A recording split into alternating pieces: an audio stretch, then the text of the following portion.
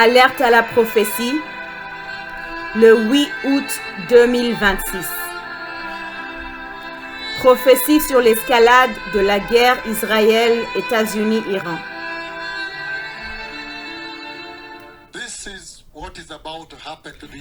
Voici ce qui va arriver à la terre, dit l'Éternel des armées. Je vais vous donner ces prophéties, elles se réaliseront très bientôt. Je vois un avion de chasse américain.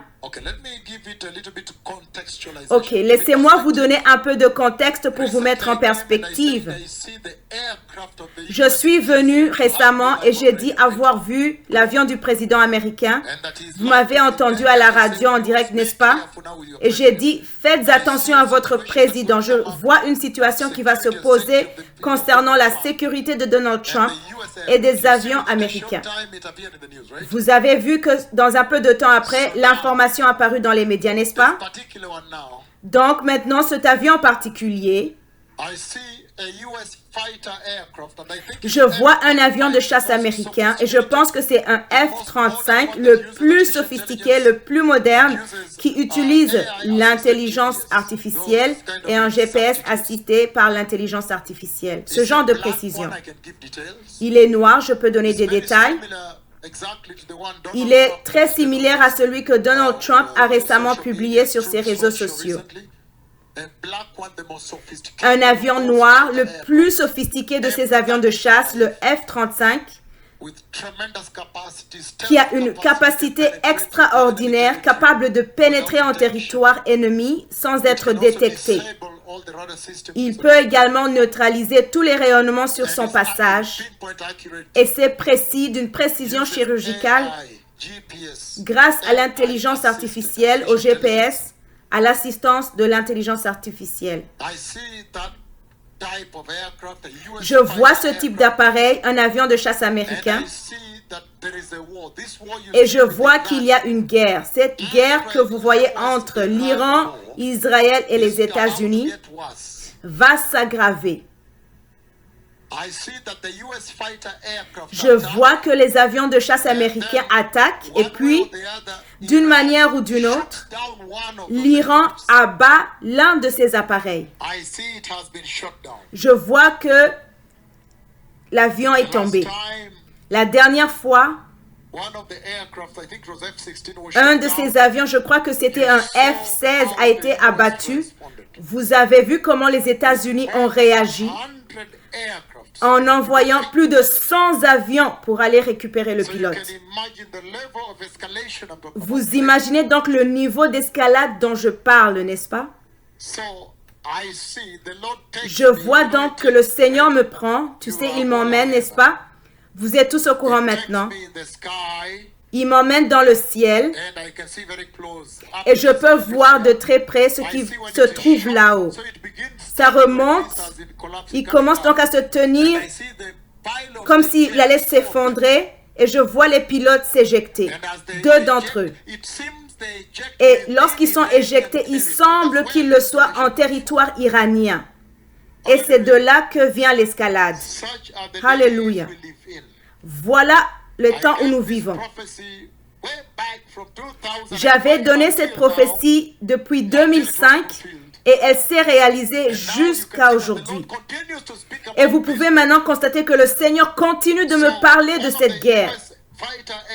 Un des avions de chasse américains va donc être abattu. Les pilotes vont s'éjecter. Je les vois s'éjecter alors que l'avion se transforme en fumée. Elle dégage le fumée et commence à tomber comme ça. Et lorsqu'ils redescendent, vous pouvez imaginer ce qui se passe ensuite. On peut imaginer que les États-Unis vont se lancer pour aller les récupérer. C'est là que ça va devenir violent. Vous comprenez? Et cela donc va bientôt se produire. Voici donc les choses qui vont arriver à la terre. Et le Seigneur dit, repentez-vous. Repentez-vous les habitants de la terre. Repentez-vous en Jésus-Christ et naissez de nouveau. Et je vous restaurerai. Sinon, on saura que c'est la bouche du Seigneur qui a parlé. Depuis longtemps, cette génération, les habitants de cette terre, se comportent comme s'il n'y avait pas de Dieu. Selon eux, le Seigneur n'existe pas. Et donc,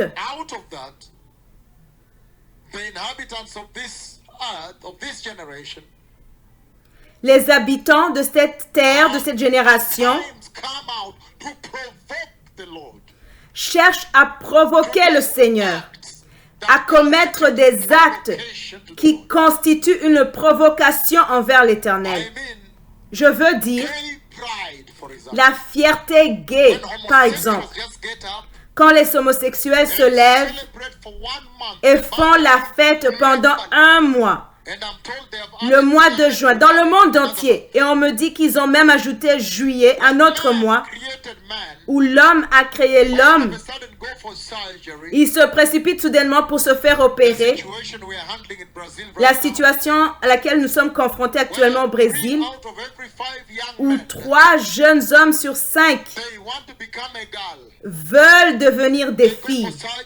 Ils vont se faire opérer. On leur donne des injections d'hormones. Leurs joues commencent à s'adoucir. La chair commence à se former autour de leurs mains. Leurs seins et les transplantations d'organes reproducteurs féminins. Ces actes constituent une abomination aux yeux du Seigneur. Il constitue une génération qui tente de provoquer Jéhovah. Provoque le Seigneur en disant, Seigneur, regarde ce que nous faisons. Que feras-tu? Et je vois que dans ces prophéties, le Seigneur a parlé.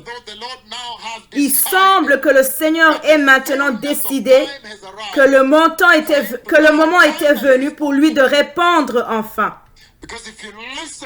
Car si vous écoutez et que vous entendez ces prophéties que je viens de donner,